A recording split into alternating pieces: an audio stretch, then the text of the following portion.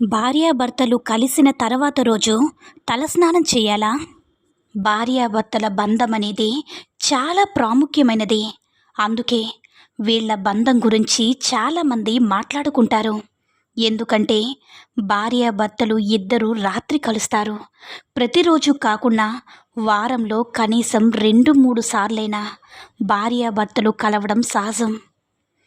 రాత్రిపూట వాళ్ళు కలిసాక ఉదయం లేచి ఏం చేయాలి? ఎలాంటి పనులు చేయాలి? దీపారాధన చేయవచ్చా? స్నానం చేయకుండా బయటకు వెళ్ళవచ్చా? అలాగే బెడ్షీట్లు కానీ, మంచంపై ఉన్న పక్క దుప్పట్లు కానీ ప్రతిరోజు శుభ్రం చేసుకోవాలా?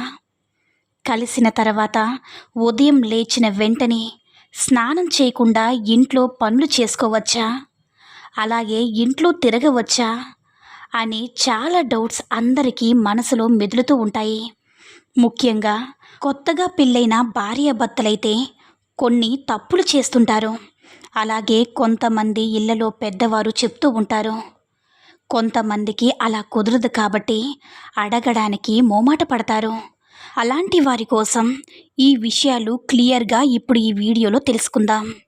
కొత్తగా పెళ్ళైన భార్యాభర్తలు కానీ, ముందే పెళ్ళైన వాళ్ళు కానీ ఎవరైనా సరే రాత్రి కలిసిన తర్వాత ఉదయం ఏం చేయాలి అనే దానిపై అంతగా అవగాహన ఉండదు. ముఖ్యంగా చాలామంది ఆడవాళ్ళు నిత్యం పూజ చేసుకోవాలి అనిపించినా పెళ్ళైన కొత్తలో కానీ, లేదంటే దాంపత్య జీవితం వల్ల భార్యాభర్తలు కలిసిన తర్వాత ప్రతిరోజు తలస్నానం తప్పకుండా చేయాలన్న భావనతో పూజ చేయడం చాలామంది మానుకుంటారు. అలాగే ఉదయమే చాలామంది ఇంట్లో పూజలు చేస్తూ ఉంటారు. పూజలు చేసే విషయంలో వాళ్ళు కొన్ని తప్పులు చేస్తుంటారు. రాత్రిపూట ఆ పని చేసి ఉదయం సరైన నియమాలు పాటించకుండా పూజలు చేస్తూ ఉంటారు. నిజానికి పూజ అనేది ఇంట్లో పెద్ద చేస్తుంటారు. పెద్ద అంటే భర్త కావచ్చు, భార్య కావచ్చు. ఎక్కువగా భర్తే పూజ చేయాల్సి ఉంటుంది. ఆయనే ఇంటి యజమాని కాబట్టి. మగవారికైతే ప్రతిరోజు తలస్నానం చేసి దీపారాధన చేయాలన్న నియమం ఉంటుంది. కానీ ఆడవాళ్ళకి ప్రతిరోజు తలస్నానం చేయాల్సిన అవసరం లేదు.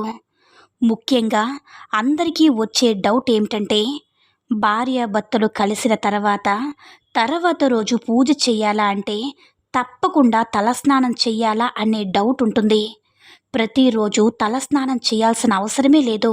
ముఖ్యమైన పూజలు ఉంటాయి కదా, అంటే ఇంట్లో ఏదైనా వ్రతం కానీ, లేదా ముడుపు కట్టడం కానీ, పండగల సమయంలో అలా కొన్ని స్పెషల్ పూజలు ఉన్నప్పుడు మాత్రం తప్పకుండా తలస్నానం చేసి పూజ చేయాలని పండితులు చెప్తున్నారు. అలాగే మీరు ప్రత్యేకమైన పూజ ఫలానా ఇన్ని వారాలని ఏదైనా పూజ సంకల్పించుకొని చేస్తున్నప్పుడు కానీ, అలాగే కొంతమంది మంగళవారాలు, సోమవారాలు, శుక్రవారాలు, శనివారాలు ఇలా ఒక్కొక్క వారం ప్రత్యేకంగా ఆ రోజు మీకు ఇష్టమైన దేవునికి పూజ చేసుకొని ఒంటిపూట భోజనం చేస్తారు కదా, అలాంటి రోజు అంటే తప్పనిసరిగా స్నానం చేయాలి.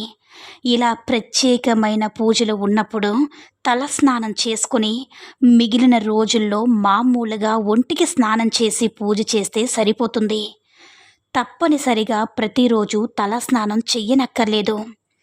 ఎందుకు ఆడవాళ్ళు పూజ చేసేటప్పుడు ప్రతిరోజు తలంటి స్నానం చేయాల్సిన అవసరం లేదు అన్న నియమం పెట్టారంటే, ఆడవాళ్ళు పాపిట్లో ఎప్పుడు కూడా గంగాదేవి కొలువై ఉంటుందని చెప్తారు. ఆ పాపిట్లో మనం కుంకుమతో కాస్త బొట్టు పెట్టుకుంటే ఆ గంగమ్మను నిలుపుకున్నట్లేని అర్థం. అందుకని చాలామంది ఆడవాళ్ళు ప్రతిరోజు తప్పనిసరిగా తలస్నానం చేయాల్సిన అవసరం లేదని పండితులు చెప్తున్నారు. స్త్రీలు ప్రతిరోజు స్నానం అవ్వగానే తప్పనిసరిగా పాపిట్లో కుంకుమతో బొట్టు పెట్టుకుంటే సరిపోతుంది. ఇలా తలస్నానం చేయకుండా దీపారాధన చేసేటప్పుడు పూజ గదిలో ఉన్న విగ్రహాలు కానీ, ఫోటోలు కానీ అస్సలు తాకకుండా దూరంగా ఉండండి. దూరంగా ఉండి మామూలుగా దీపారాధన చేసుకుని, అలాగే భగవంతునికి నమస్కరించుకొని పక్కకి జరిగేయండి. అలాగే దంపతులు కలిసిన సమయంలో ప్రతిరోజు ఇంటిని తడి బట్టతో క్లీన్ చేయాలా అని చాలామంది అడుగుతున్నారు. దేవుడు గది అనేది కొంతమందికి సెపరేట్గా ఉంటుంది, కొంతమందికి హాల్లో, మరికొంతమందికి కిచెన్లో ఉంటుంది. అది కూడా ఈశాన్య మూల ఉంటే చాలా మంచిది. బెడ్రూమ్లో అయితే దాదాపుగా దేవుడు గది ఎవ్వరూ పెట్టుకోకూడదు కూడా. అయితే సపరేట్గా కిచెన్లో దేవుని గది ఉన్నప్పుడు ఆ కిచెన్ వరకు మాత్రం తుడుచుకోండి. లేదు, హాల్లో ఉంటే హాలు వరకు మాత్రం క్లీన్ చేసుకుని పూజ చేసుకోవచ్చు. లేదంటే దేవుడు మందిరం ఉన్న చుట్టుపక్కల మొత్తం కూడా ఒక తడి బట్ట తీసుకొని అక్కడ వరకు నీట్గా క్లీన్ చేసుకొని మనం దీపారాధన చేసుకోవచ్చు. కానీ ఇలాంటి సమయంలో ఉదయం లేవగానే మనం తలస్నానం చేసిన తర్వాత తప్పనిసరిగా ఇల్లంతా కూడా పసుపు నీళ్ళు చల్లుకొని అప్పుడు దీపారాధన చేసి పూజ చేసుకోవాలి. అలాగే అందరికీ వచ్చే ఇంకో డౌట్ ఏంటంటే, ఉదయం లేవగానే ఇంటిని శుభ్రం చేసి స్నానం చేయాలా, లేదా స్నానం చేసి ఇంటిని శుభ్రం చేయాలా అని.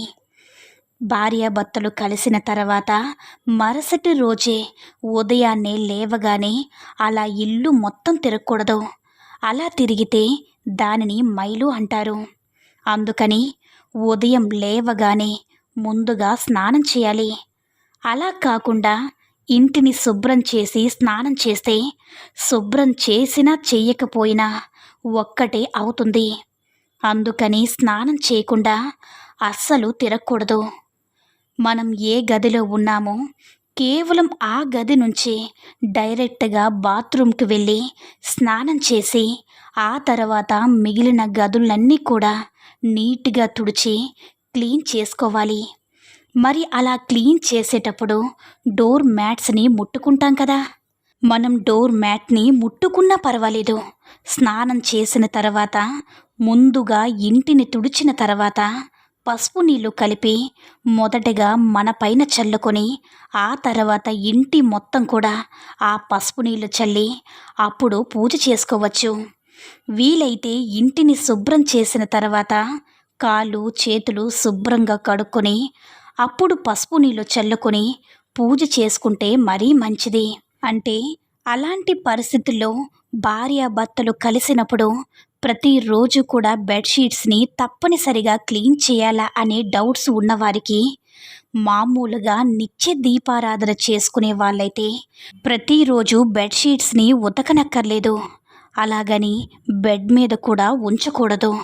ఆ బెడ్షీట్ని తీసేసి ఫోల్డ్ చేసి ఒక పక్క పిల్లో కింద కానీ లేదా బెడ్ కింద కానీ పెట్టేసి వేరే ఉతికిన బెడ్షీట్ని బెడ్ పైన వేసుకోవాలి. అలాగే ఇంకొక విషయం ఏమిటంటే, అలా బెడ్ మీద ఉన్నప్పుడు పక్కనే పిల్లలు ఉంటారు కదా, వాళ్ళ డ్రెస్ కూడా మార్చాలా అనే డౌట్ ఉండవచ్చు. పిల్లలు ఉన్న బెడ్ మీద ఎప్పుడు కూడా భార్యాభర్తలు కలవడం అనేది అస్సలు చేయకూడదు. అది చాలా తప్పు. అలా చేస్తే మన పిల్లలకి చాలా నెగిటివ్ అనేది వెళ్ళిపోతుంది. అంటే వాళ్ళు సరిగ్గా మాట వినకపోవడం, సరిగ్గా చదవకపోవడం, బాగా సతాయించడం, బాగా తగ్గిపోవడం, అలాగే అనారోగ్యం ఇలాంటివి రావడం పిల్లలకి జరుగుతాయి. పిల్లలు బెడ్ మీద ఉన్నప్పుడు భార్యాభర్తలు పిల్లలు పక్కన ఎప్పుడు కూడా అలాంటివి అస్సలు చేయకూడదు. అలా చేస్తే పాపం కూడా. అలాగే కొంతమందికి అనిపిస్తూ ఉంటుంది, స్నానం చేసిన తర్వాత అంటే ప్రత్యేకమైన పూజలు ఉన్నప్పుడు ఉదయాన్నే తలస్నానం చేసి మళ్ళీ ఇంటిని క్లీన్ చేస్తూ ఉంటారు. బెడ్ మీద ఉన్న బెడ్షీట్స్ కానీ లేదా కాళ్ళతో నడిచి వెళ్ళే డోర్ మ్యాట్స్ని కానీ ముట్టుకొని ఆ తర్వాత పూజ కానీ వ్రతం కానీ చెయ్యాలన్న డౌట్ చాలామందికి ఉంటుంది. అలాంటప్పుడు ఉదయాన్నే లేవగానే మామూలుగా నీటితో స్నానం చేసేసి, అంటే సబ్బుతో రుద్దుకోకుండా కాస్త నీళ్ళతో ఒళ్ళు మొత్తం వాష్ చేసుకొని మీరు వేసుకున్న డ్రెస్ తీసేసి వేరే డ్రెస్ వేసుకొని ఇల్లు మొత్తం శుభ్రం చేసుకొని నీట్గా క్లీన్ చేసుకున్న తర్వాత తలస్నానం చేయవచ్చు.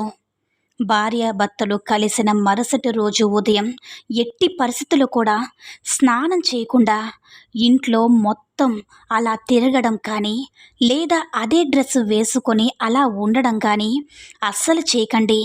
అలాగే వంట చేయడం అనేది కూడా అస్సలు చేయకూడదు. అలా చేస్తే అది పాపంగా పరిగణించబడుతుంది. సో ఇవన్నీ కూడా మనకి ఇంట్లో కటిక దరిద్రాన్ని తెచ్చిపెడతాయి.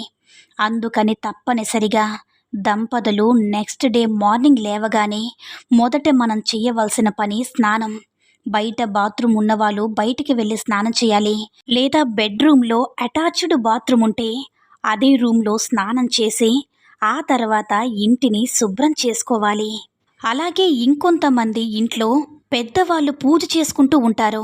మాకు ఎలా ఉండాలో, ఏ నియమాలు పాటించాలో తెలియట్లేదు. ఇలా భార్యాభర్తలు కలిసిన తర్వాత ఎలా ఉండాలో, ఎలా ఉండకూడదో అలాంటి తెలియని వారి కోసం ఇంట్లో పెద్దవాళ్ళు పూజ చేసుకున్నప్పుడు మీకంటూ ఒక సపరేట్ రూమ్ ఉన్నట్లయితే తప్పనిసరిగా మీరు స్నానం చేసిన తర్వాతే ఆ రూమ్లో నుంచి బయటికి రావాలి. స్నానం చేయకుండా అసలు ఇంట్లో తిరగకూడదు. ఆ గది నుంచి బయటకు కూడా రాకూడదు. అలాగే ముఖ్యంగా చెప్పాలంటే ప్రత్యేకమైన పూజలు వ్రతాలతో పాటు మనకి వారం మొత్తంలో లక్ష్మీ వారం అంటే శుక్రవారం, గురువారం, అలాగే శనివారం ఈ 3 రోజులు కూడా ఇల్లు మొత్తం నీట్గా ఉండేలాగా చూసుకోండి. ఎందుకంటే ఎలాంటి మైలు ఉన్న బెడ్షీట్స్ కానీ లేదంటే ఇంట్లో ఉన్న డోర్ మ్యాట్స్ కానీ ఏవి కూడా అలా లేకుండా నీట్గా ఉండేలా చేసుకోవాలి. ఎందుకంటే లక్ష్మీదేవికి ఇలాంటి మైల్ అనేది ఇంట్లో ఉంటే అస్సలు ఇష్టం ఉండదు. అలాగే ఇంట్లో నుంచి వెళ్ళిపోతుంది కూడా. ఇక సపరేట్గా రూమ్ ఉండేవాళ్ళు ఉంటే పర్వాలేదు. అలా కాకుండా కంబైన్డ్గా ఉండి లేదా స్ట్రైట్గా పోర్షన్స్ ఉన్నవాళ్ళు తప్పనిసరిగా ఈ 3 రోజులు ఇంటిని శుభ్రంగా ఉంచుకునేలాగా చూసుకోవాలి. అలాగే మాంసాహారం తిన్నప్పుడు తర్వాత రోజు తప్పనిసరిగా తలస్నానం చెయ్యాలా అనే డౌట్ కూడా చాలామంది అడుగుతూ ఉన్నారు. మాంసాహారం తిన్నప్పుడు కూడా నెక్స్ట్ డే మీరు మామూలుగా దీపారాధన చేసుకోవడానికైతే తలస్నానం చెయ్యక్కర్లేదు. మామూలుగా ఒంటి స్నానం చేసుకుంటే సరిపోతుంది. ప్రత్యేకమైన పూజలప్పుడు అలాగే దేవాలయాలకు వెళ్ళేటప్పుడు మాత్రం తప్పకుండా తలస్నానం చేయాలని పండితులు చెప్తున్న మాట. సో ఇదండి, భార్యాభర్తలు కలిసిన తర్వాత ఇంట్లో నిత్య పూజ చేసుకునే వాళ్ళు పాటించాల్సిన చిన్న చిన్న నియమాలు. చూశారు కదా. ఈ వీడియో మీ అందరికీ అర్థమైందని అనుకుంటున్నాను. అలాగే మీ అందరికీ ఉన్న డౌట్స్ అన్నీ కూడా క్లియర్ చేశాను అని అనుకుంటున్నాను. ఇక మీకు ఏమైనా డౌట్స్ ఉంటే కామెంట్ రూపంలో మాకు తెలియచేయగలరు.